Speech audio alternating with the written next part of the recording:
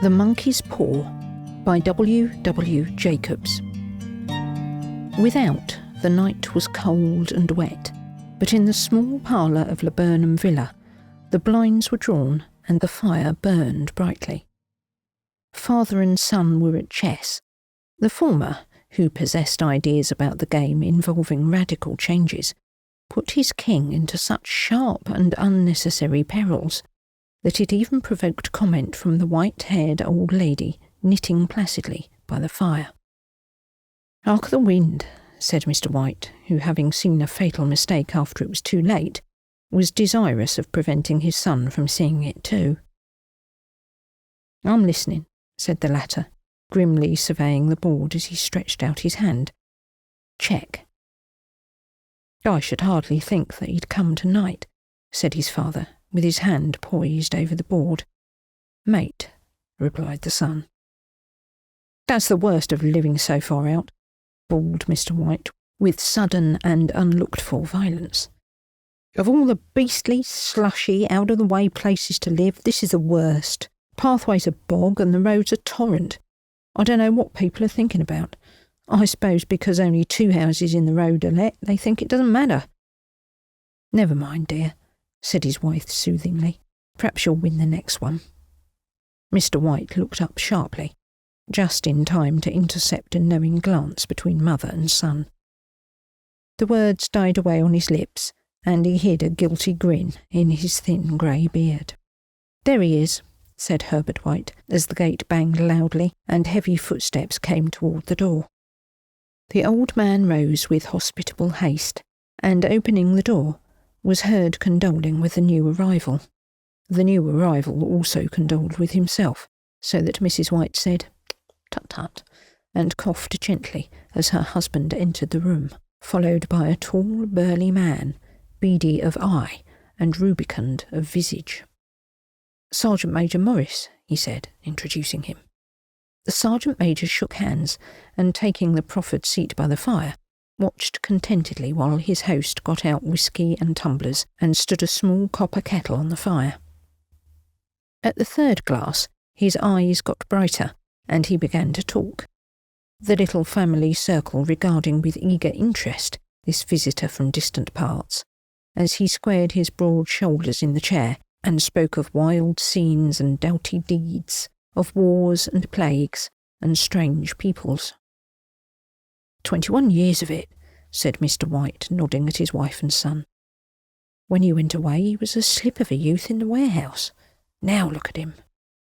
"He doesn't look to have taken much harm," said Mrs. White politely. "I'd like to go to India myself," said the old man. "Just to look round a bit, you know." "Better where you are," said the Sergeant Major, shaking his head. He put down the empty glass and, sighing softly, shook it again. "I should like to see those old temples and fakirs and jugglers," said the old man. "What was that you started telling me the other day about a monkey's paw or something, Morris?" "Nothing," said the soldier hastily. "Leastways, nothing worth hearing." "Monkey's paw?" said Mrs. White curiously. "Well, it's just a bit of what you might call magic, perhaps," said the Sergeant Major offhandedly. His 3 listeners leant forward eagerly. The visitor absent-mindedly put his empty glass to his lips, and then set it down again. His host filled it for him. "To look at," said the Sergeant Major, fumbling in his pocket. "It's just an ordinary little paw, dried to a mummy." He took something out of his pocket and proffered it. Mrs. White drew back with a grimace, but her son, taking it, examined it curiously. "And what is there special about it?" inquired Mr. White as he took it from his son, and having examined it, placed it upon the table. "It had a spell put on it by an old fakir," said the Sergeant Major, "a very holy man. He wanted to show that fate ruled people's lives, and that those who interfered with it did so at their sorrow. He put a spell on it so that 3 separate men could each have 3 wishes from it." His manner was so impressive that his hearers were conscious that their light laughter jarred somewhat. "Well, why don't you have 3, sir?" said Herbert White cleverly. The soldier regarded him in the way that middle age is wont to regard presumptuous youth. "I have," he said quietly, and his blotchy face whitened. "And did you really have the 3 wishes granted?" asked Mrs. White. "I did," said the sergeant major, and his glass tapped against his strong teeth. "And has anybody else wished?" persisted the old lady. "The first man had his 3 wishes, yes," was the reply. "I don't know what the first 2 were for, but the third was for death. That's how I got the paw." His tones were so grave that a hush fell upon the group. "Well, if you've had your 3 wishes, it's no good to you now then, Morris," said the old man at last. "What do you keep it for?" The soldier shook his head. "Fancy, I suppose," he said slowly. "I did have some idea of selling it, but I don't think I will. It's caused enough mischief already. Besides, people won't buy. They think it's a fairy tale, some of 'em. Then those who do think anything of it want to try it first and pay me afterward." "If you could have another 3 wishes," said the old man, eyeing him keenly, "would you have 'em?" "I don't know," said the other. "I don't know." He took the paw and, dangling it between his forefinger and thumb, suddenly threw it upon the fire. White, with a slight cry, stooped down and snatched it off. "Better let it burn," said the soldier solemnly. "If you don't want it, Morris," said the other, "give it to me." "I won't," said his friend doggedly. "I threw it on the fire. If you keep it, don't blame me for what happens. Pitch it on the fire again like a sensible man." The other shook his head and examined his new possession closely. "How'd you do it?" he inquired. "Hold it up in your right hand and wish aloud," said the sergeant major. "But I warn you of the consequences." "It sounds like the Arabian Nights," said Mrs. White, as she rose and began to set the supper. "Don't you think you might wish for 4 pairs of hands for me?" Her husband drew the talisman from his pocket, and then all 3 burst into laughter, as the sergeant major, with a look of alarm on his face, caught him by the arm.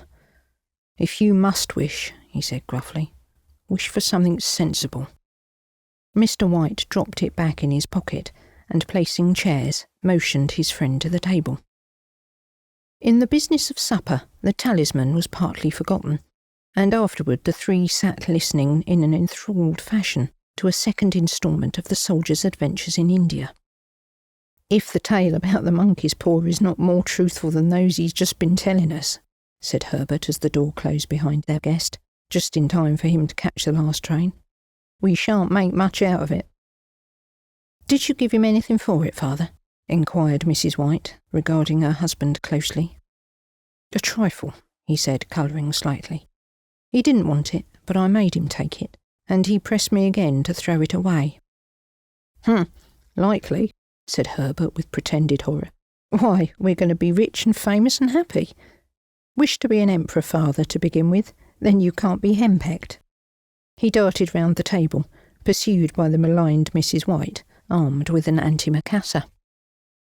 Mr. White took the paw from his pocket and eyed it dubiously. "I don't know what to wish for, and that's a fact," he said slowly. "It seems to me I've got all I want." "If you only cleared the house, you'd be quite happy, wouldn't you?" said Herbert with his hand on his shoulder. "Well, wish for £200 then. That'll just do it." His father, smiling shamefacedly at his own credulity, held up the talisman, as his son, with a solemn face, somewhat marred by a wink at his mother, sat down at the piano and struck a few impressive chords. "I wish for £200, said the old man distinctly. A fine crash from the piano greeted the words, interrupted by a shuddering cry from the old man. His wife and son ran toward him. "It moved!" he cried, with a glance of disgust at the object as it lay on the floor. "As I wished, it twisted in my hand like a snake."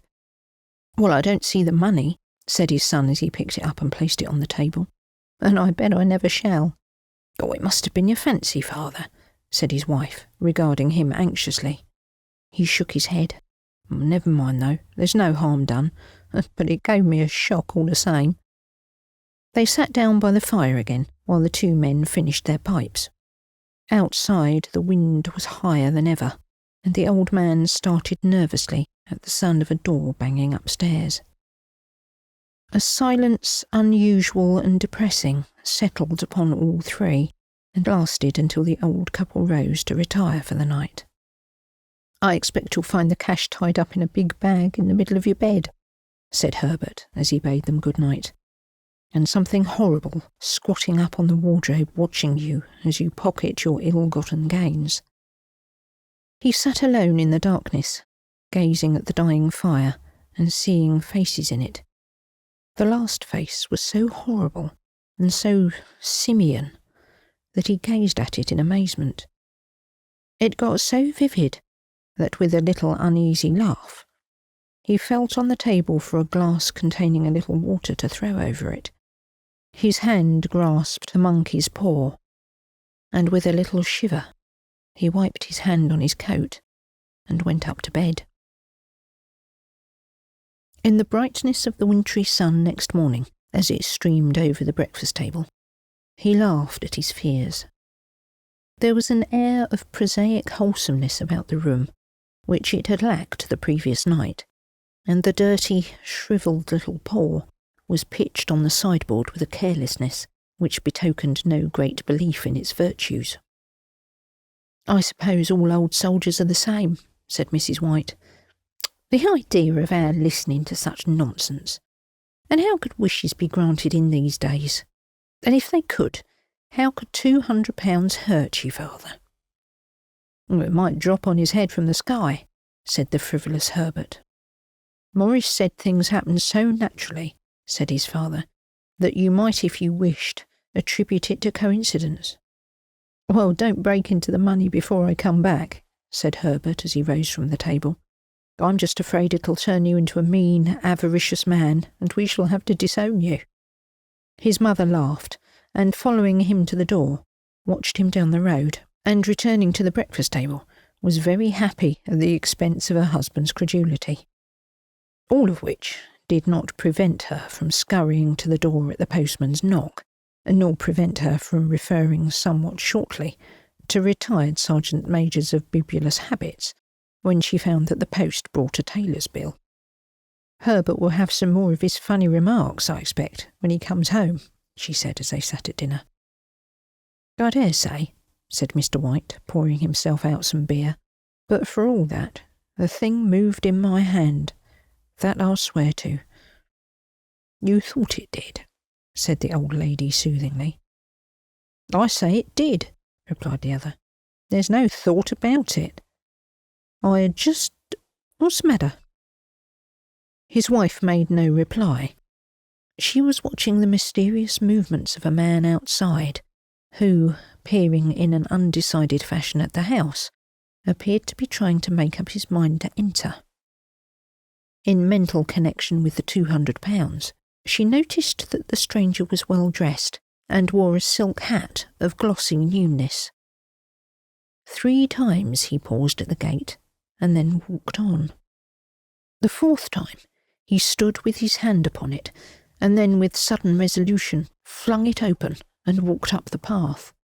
Mrs. White at the same moment placed her hands behind her and hurriedly unfastened her apron. She brought the stranger, who seemed ill at ease, into the room. He gazed at her furtively and listened in a preoccupied fashion as the old lady apologised for the appearance of the room and her husband's coat, a garment which he usually reserved for the garden.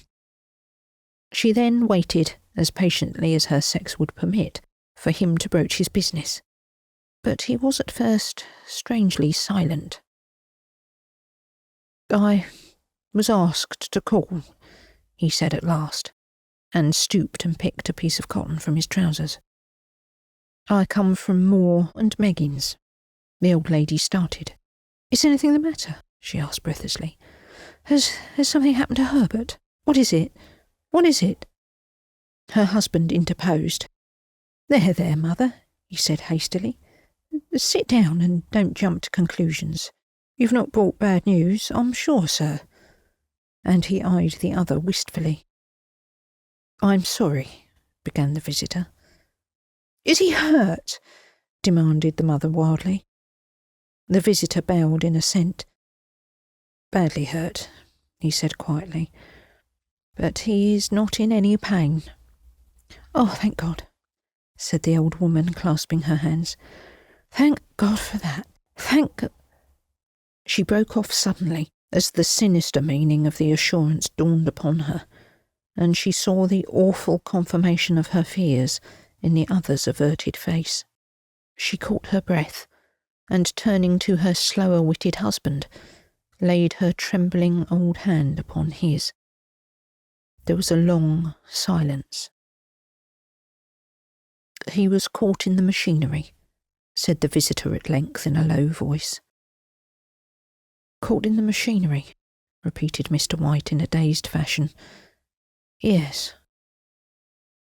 He sat staring blankly out at the window, and taking his wife's hand between his own, pressed it as he had been wont to do in their old courting days, nearly 40 years before. "He was the only one left to us," he said, turning gently to the visitor. "It's hard." The other coughed and walked slowly to the window. "The firm wished me to convey their sincere sympathy with you in your great loss," he said without looking round. "I beg you will understand that I am only their servant and merely obeying orders." There was no reply. The old woman's face was white, her eyes staring and her breath inaudible. On the husband's face was a look such as his friend the sergeant might have carried into his first action. "I was to say that Moore and Meggins disclaim all responsibility," continued the other. "They admit no liability at all, but in consideration of your son's services, they wish to present you with a certain sum as compensation." Mr. White dropped his wife's hand, and rising to his feet, gazed with a look of horror at his visitor. His dry lips shaped the words, "How much?" £200, was the answer. Unconscious of his wife's shriek, the old man smiled faintly, put his hands out like a sightless man, and dropped, a senseless heap, to the floor. In the huge new cemetery, some 2 miles distant, the old people buried their dead, and came back to a house steeped in shadow and silence. It was all over so quickly that at first they hardly realised it, and remained in a state of expectation, as though of something else to happen. Something else which was to lighten this load, too heavy for old hearts to bear. But the days passed, and expectation gave place to resignation, the hopeless resignation of the old, sometimes miscalled apathy. Sometimes they hardly exchanged a word, for now they had nothing to talk about, and their days were long in weariness. It was about a week after that the old man, waking suddenly in the night, stretched out his hand and found himself alone. The room was in darkness, and the sound of subdued weeping came from the window. He raised himself in bed and listened. "Come back," he said tenderly. "You'll be cold." "It's colder for my son," said the old woman, and wept afresh. The sounds of her sobs died away on his ears. The bed was warm, and his eyes heavy with sleep. He dozed fitfully, and then slept, until a sudden wild cry from his wife awoke him with a start. "The paw!" she cried wildly. "The monkey's paw!" He started up in alarm. Where is it? What's the matter?" She came stumbling across the room towards him. "I want it," she said quietly. "You've not destroyed it?" "It's in the parlour," he replied, marvelling. "Why?" She cried and laughed together, and bending over kissed his cheek. "I only just thought of it," she said hysterically. "Why didn't I think of it before? Why didn't you think of it?" "Think of what?" he questioned. "Yeah, the 2 wishes," she replied rapidly. "We've only had one." "Was that not enough?" he demanded fiercely. "No," she cried triumphantly. "We'll have one more. Go down and get it quickly, and wish our boy alive again." The man sat up in bed and flung the bedclothes from his quaking limbs. "Good God, you're mad," he cried aghast. "Get it," she panted. "Get it quickly and wish. Oh, my boy, my boy." Her husband struck a match and lit the candle. "Get back to bed," he said unsteadily. "You don't know what you're saying." "We had the first wish granted," said the old woman feverishly. "Why not the second?" "A coincidence," stammered the old man. "Go and get it and wish," cried his wife, quivering with excitement. The old man turned and regarded her, and his voice shook. "He's been dead 10 days, and besides, I would not tell you else, but I could only recognise him by his clothing. If he was too terrible for you to see then, how now?" "Bring him back," cried the old woman, and dragged him toward the door. "Do you think I fear the child I nursed?" He went down in the darkness and felt his way to the parlour, and then to the mantelpiece. The talisman was in its place, and a horrible fear that the unspoken wish might bring his mutilated son before him, ere he could escape from the room, seized upon him, and he caught his breath as he found he'd lost the direction of the door. His brow cold with sweat, he felt his way round the table, and groped along the wall until he found himself in the small passage with the unwholesome thing in his hand. Even his wife's face seemed changed as he entered the room. It was white and expectant, and seemed to have an unnatural look on it. He was afraid of her. "Wish," she cried in a strong voice.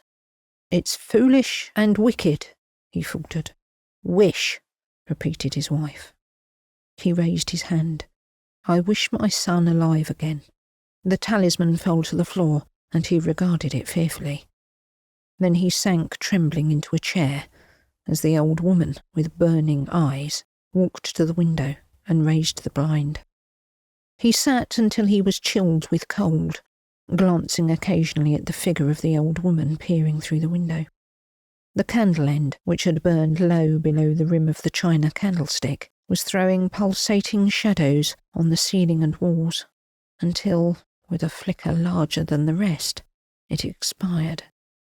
The old man, with an unspeakable sense of relief at the failure of the talisman, crept back to his bed, and a minute or two afterward, the old woman came silently and apathetically beside him. Neither spoke, but lay silently, listening to the ticking of the clock. A stair creaked, and a mouse scurried noisily through the wall. The darkness was oppressive, and after lying for some time screwing up his courage, he took the box of matches and, striking one, went downstairs for a candle. At the foot of the stairs, the match went out, and he paused to strike another. And at the same time, a knock, so quiet and stealthy as to be scarcely audible, sounded on the front door. The matches fell from his hand and spilled in the passage. He stood motionless, his breath suspended, until the knock was repeated. Then he turned and fled swiftly back to his room, and closed the door behind him. A third knock sounded through the house.